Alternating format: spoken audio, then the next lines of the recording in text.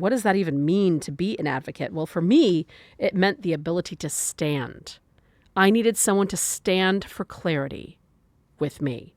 And I had a very, very difficult time in the medical community and getting people to actually listen to me and respond to what I was talking about.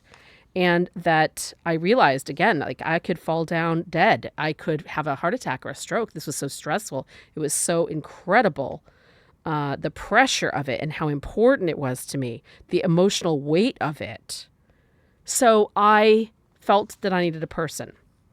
And if you are in crisis, I recommend that you find a person too. You got to find someone who can help you anticipate what's coming, but can really stand and withstand a lot of social pressure.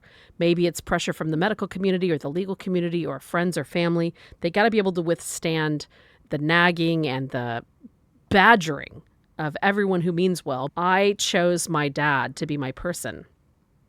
And that choice was one that was not a typical choice. Dad is not a caregiver.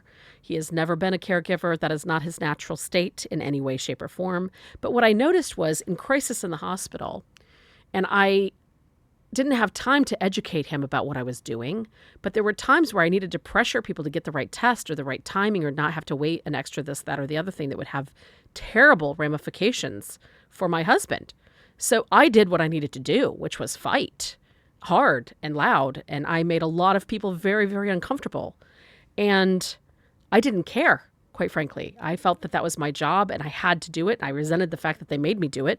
But I needed someone to be there who would not undermine that, who would not, be like, oh, Jen, tone it down, or who would not succumb to all of that, that could sit in something that could hold the tension, I called it. You got to be able to hold the tension. One of my friends crafted this concept to me that that's what he named it, holding the tension. And I thought, gosh, I don't need my dad to be perfect.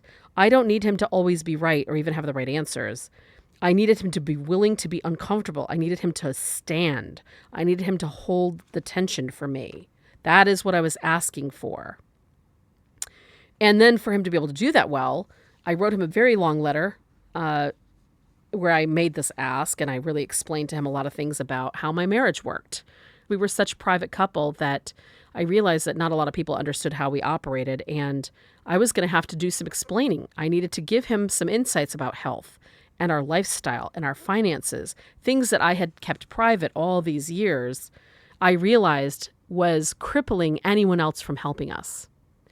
Because we did not talk about those things, no one could help us with those things. So I sat my dad down for a series of meetings. I had all these notes, and you'll see them in the collection, but these hospital notes I used as a means of communicating to my dad about what was happening, first for myself, but then to help him understand what was happening. And I put him through literally 7 hours of meetings to prepare him. And then I gave him a bunch of lists and tools and things that I felt like would help him. Who were the safe people to call? What did they know about? Who knew about my business? Who knew how to sell my business? What were my different accountants for? What were my different attorneys for? Who had my computer passwords? Who knew what was going on in my business day to day? There were so many things that no one person knew about my life. And I'm betting no one person knows about yours.